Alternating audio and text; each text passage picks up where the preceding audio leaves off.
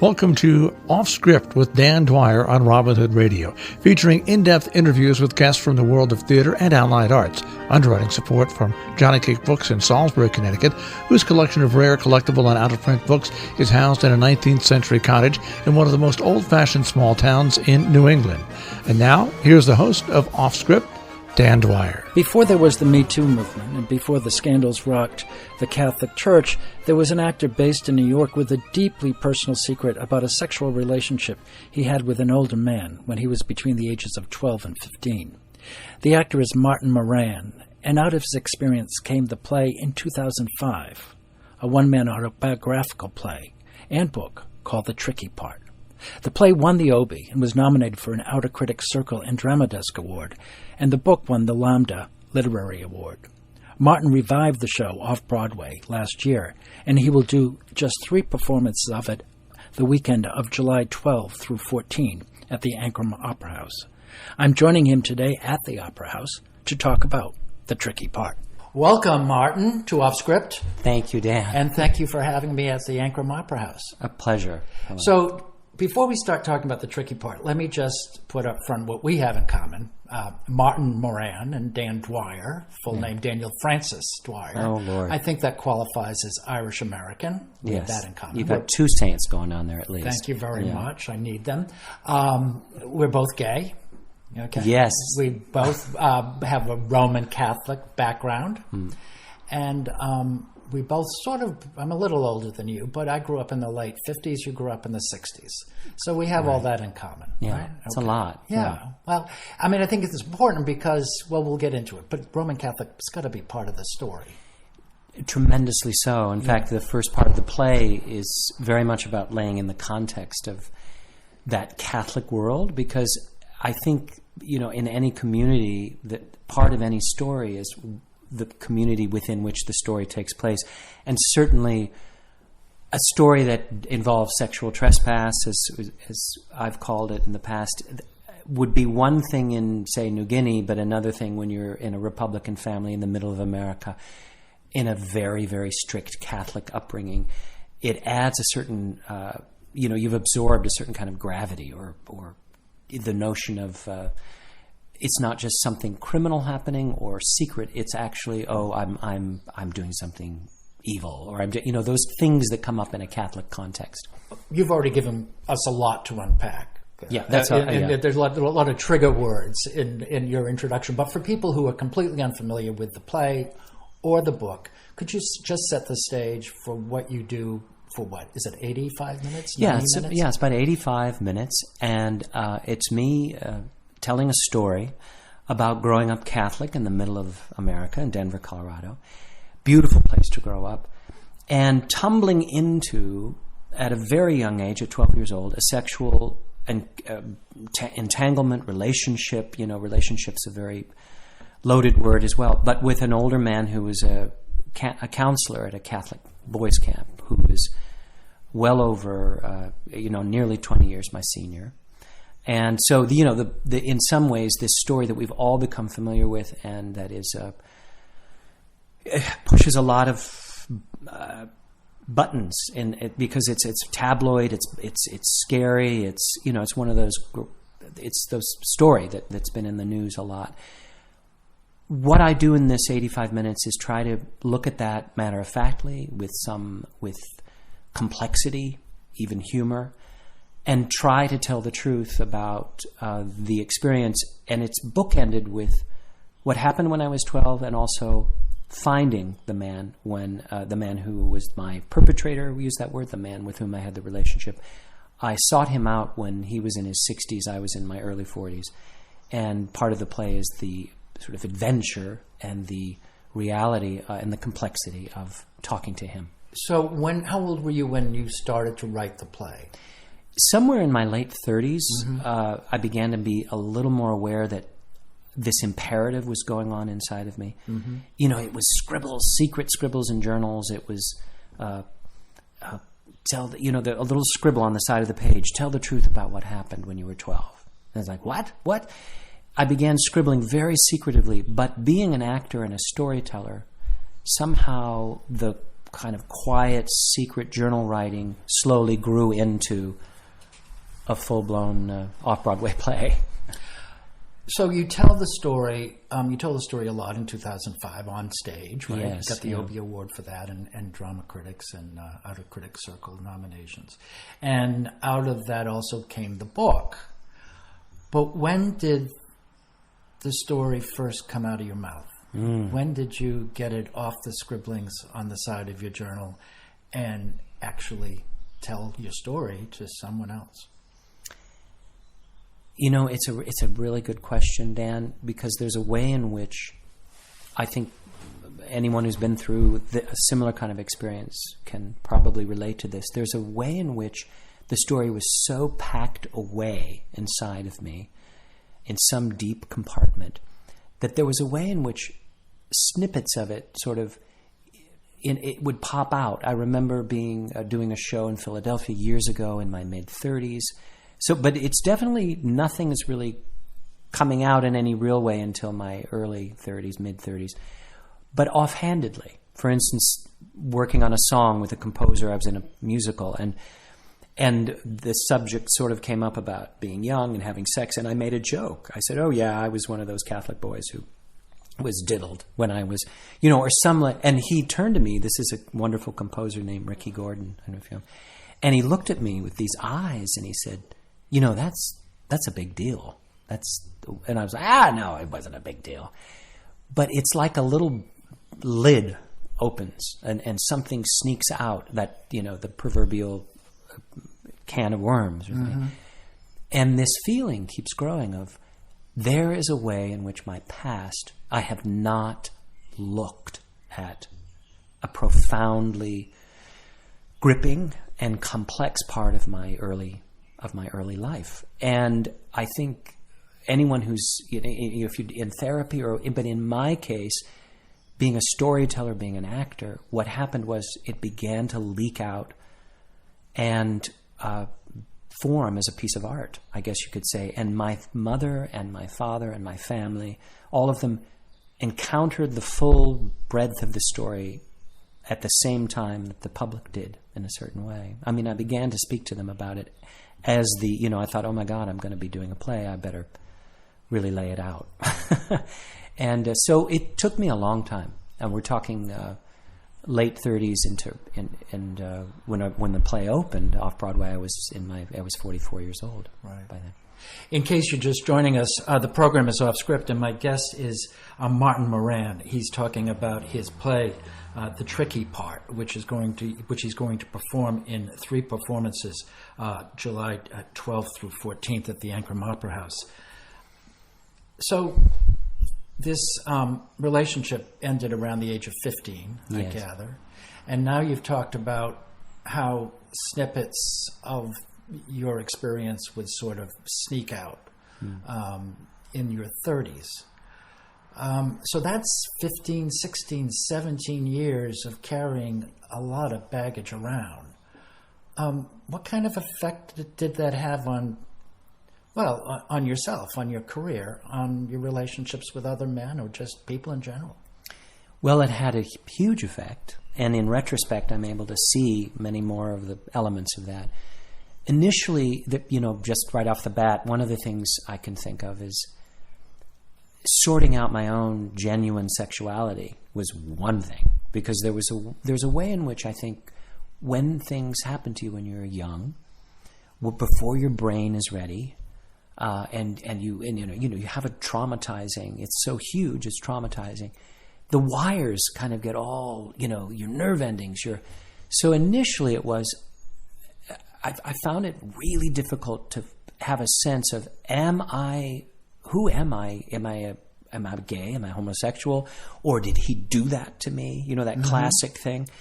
It took me a long time to sort that out. Somewhere in college, there was a day when, I thought, okay, boom, I'm gay. I'm attracted to men. I've got to face up to this. I came from a very conservative Republican Catholic family. And so coming to that was difficult in and of itself.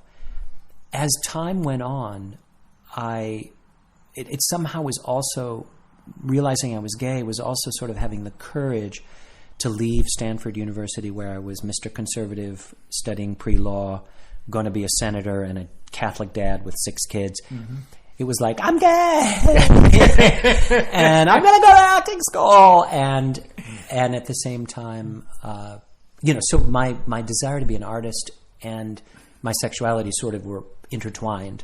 And I burst I left Stanford my second year and found my way to ACT in San Francisco and began here and there having encounters with men, relationships with men, I had found a kind of a boyfriend, and it was slow going.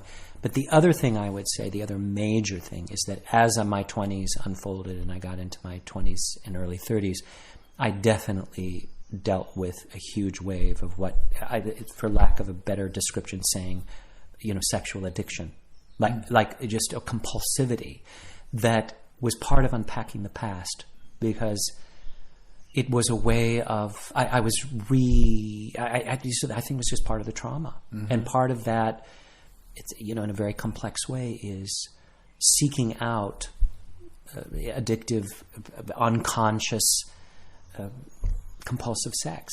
And hello, listeners, I know this is really out there, but it's part of it. For me, it was part of the legacy of the complexity of what happened. And so it took a lot of work and sorting out. But I have a husband, and we've been together for 34 years, and he has stood by me and walked along, Henry Stram, a wonderful actor, and he's walked with me through all of these discoveries and ups and downs and dramas. One of the terms that you haven't used to describe your experience is abuse. You've used the term in this conversation so far, and in the materials I did read before coming here today, the term sexual trespass. Can you talk about the difference? Ultimately, in some realm, in some reality, there is no difference. It is an adult's, it's a kid's job to fall in love. It's an adult job to have boundaries, period. So what happened to me was abuse. As an artist, as a writer, as a man making a piece of theater, I think the best way I can describe it is that I didn't want to have a certain sense of shutdown of abuse. Who would want to hear about that, or who'd want to come to that show, or even that it is a show, is so still full of mystery to me that it actually happened. For 85 minutes I walk through this territory. But essentially what I want to try to say is that Mike Nichols always used to say, a story is about something, but it's really about something else. In this case, you might say, as you did so eloquently in your introduction, try to sort of encapsulate. Here's a narrative of a guy who had a sexual experience as a young kid, and he's written a show about it. But really, what the tricky part is, hence the title, hence everything else, and it still is for me, it's a journey through complexity. Yes, there was abuse, there was trespass, there was violation.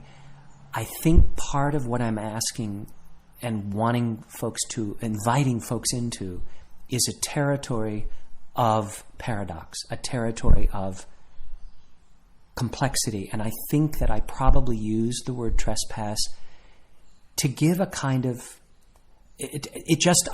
for whatever reason, I find the word less negative, less tabloidy.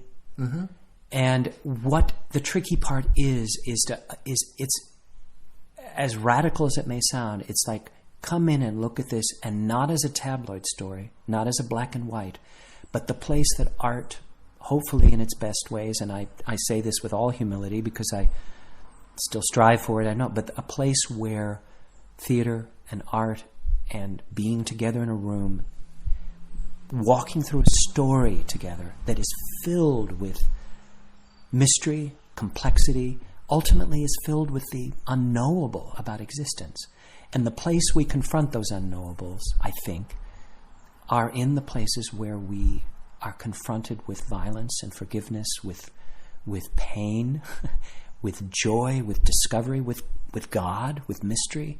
all of those things were part of my sexual awakening. Blake used to say, well, it's not so much a journey from innocence to guilt or innocence to not innocence. It's everything's a journey from maybe innocence to knowledge. I don't want to simplify this. Yeah. But when you talk about your journey and the knowledge of it and the natural prospect of any teenager having a sexual awakening, do you think it was just, I don't want to say bad luck, or do you just think it happened with someone who just happened not to be age appropriate? In a way, yes. It happened with someone who was not age appropriate, and also happened with someone who was deeply unconscious and unwell. Oh. And one really comes to know that when you're then that person's age and you face a 12-year-old and you think, oh, look, could I ever cross that line? No. Now, age is tricky, right? You get to 16, 17, you get to 8, you get to a curious young gay person. Hey, people have had all sorts of awakening experiences, and they may have been beautiful. Or they may, in this Catholic context, at an age of 12, before the brain, prepubescent, there was a violence, a trauma to it. There's no question. At the same time, yes, it was life. It was awakening. It was energy. I was going toward life. It wasn't in... Yeah, go ahead, Dan. Yeah. No, I'm just... Yeah, I know I can see you're engaged, and I love your questions. The words that come to mind, because, as I mentioned at the beginning of the program, in ways which doesn't compare to any of the trauma that you've experienced, but being Irish and Catholic, and being sexually active at a young age myself, shame, guilt. Huge. How did you accommodate that for the 15 years before you started working on this? Well, accommodate is really an interesting word. There's a way in which shame is, I often read what's the difference between guilt and shame, and, guilt may be tied to an act, shame like a way of a sort of abiding sense of being. I'm full of shame. I don't know if I accommodated it somehow, obviously, because I'm still alive. But, there was a long chunk of time there where I was, I was suicidal. I was profoundly depressed and in profound, terrifying pain. And it took a long time to identify it and unpack it. Our bodies are our temple, our guide, our wisdom. And that, as you mentioned, that Irish Catholic upbringing, part of a layer of the violence, I think, is that somewhere in that culture is a profound sense of shame about the body. It's an essential sense. Spirit good, body bad. We are basically here to earn our way toward the bodiless eternity, somewhere in a nice place with God and all the saints. But the reality of being in a body and thinking that it's not good or that it's something full of shame is a terrible kind of start in life. And we are, as Irish Catholics, imbued with that. In case you're joining us, we're going to come up on the last leg of this interview with Martin Moran. He is the author of the book and the performer of the play, his autobiographical The Tricky Part, which can be seen at the Ancram Opera House July 12th through July 14th in 3 performances.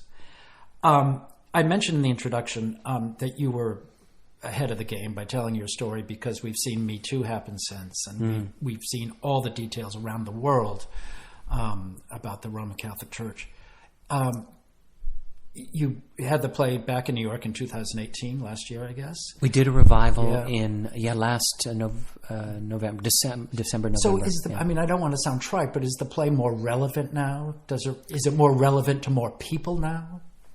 It's a good question. It's so much more in our discourse, of course, the Me Too, this happening, the sense of the secrecy arising and people coming forward. It's hard for me to say if there's certainly a different temperature in the air culturally. I actually thought about, I'm going to need to tweak the play or change it. It's been 15 years. And Seth Barrish, my wonderful director, and I went through the script and we realized, no, we're not going to change a word. It's the same play 15 years ago as it is today. Again, because it's dealing with the mystery and the complexity of this human experience of sexuality, of the notion of trauma, of human relationship, and it's. I wish I had a better answer for that. I find that what's mainly different is that now I'm nearly 60 and have gray hair, and there's a profound way that I experience the play. I own the play much less than I did 15 years ago. There's a way in which the questions circling at the center of it are what excite me and give me joy, and that the story, I don't own it. It's not my story so much anymore. It's a story that was crafted and is true, but it has an energy, a sort of Shakti of its own. Mm-hmm. And that's liberating. It's not your story anymore, but the story is more prevalent than we think. Yes. I grew up in an Irish Catholic household. In the parish that I went to, I wasn't aware of any kind of abuse that was going on. But later in life, let's just say I had the occasion to hear a lot of stories from a lot of men who were suffering from some kind of drug or alcohol addiction. Yes, yes. And I was stunned at the incidence of sexual abuse at an early age with people who have addictions later in life. Yeah. Does that make sense to you? Completely. Yeah. Because part of the package of what is so painful and damaging and violent is that I think it's just unavoidable. It's just part of the experience that a child, a young person, feels utterly not just complicit but at fault. What did I do to welcome this? Why wasn't I man enough to stop it? I should have pardon me. I should have, excuse me, listeners, I should have hit the guy. I should have, there's a way in which all of those notions of shame wrap around the core of you in a soup of self-loathing. And self-loathing leads to addiction. Yeah. It just does. You want to get out of your feelings. We could go on with this conversation for a long time. I think we've got time for one more question, and to bring it, I think, probably to a practical level. Youthful sexuality, or let's say sexual trespass or sexual abuse for people who are confronted with that, is something that exists secretly. But if you're a parent, if you're a relative, and you suspect there's a young person, a young woman or a young man or a boy or a girl who's in some kind of jeopardy, what should people do? Wow. It's... because no one really wants to deal with it if they think it's happening, but they can't prove it. Yeah. Dan, it's a very important and incisive question. I feel like those who work in professionally in health, healthcare and law, probably are much more versed in an expertise way. My sense is that to say, as a young person who had that experience, to parents, say, is that the profoundly important thing for parents, I think, is to, obviously, is this to be in communication with your kids, to be open about to be connected. I was very, very disconnected from my parents, and I think that's part of what led to what happened. But if it's, I'm not sure, but I'm sure there's somewhere that says these are the good steps to take. But I would say that speaking, it's just whatever that impulse is, to feel that it's insurmountable to speak about it. Try to find the person that would be the most appropriate and the most professional to speak about it, and speak. Right. And speak, because it feels overwhelming. And here I am as someone who went from totally overwhelming to making a play about it. It still fascinates me that happened in my life, and that there's this play that is enjoyed and talked about, and that people are still asking me to do. And it's a tremendous pleasure to come to this beautiful part of the world and offer it. Thank you, Martin. Thank you. Thank you for the conversation. Yeah, it's a good one. Yeah. In case you've been listening, the program's off script. I'm the host, Dan Dwyer. My guest has been Martin Moran, who is the author and the performer of the autobiographical The Tricky Part, which you can see in 3 performances at the Ancram Opera House, July 12, 13, and 14. Thanks for joining us.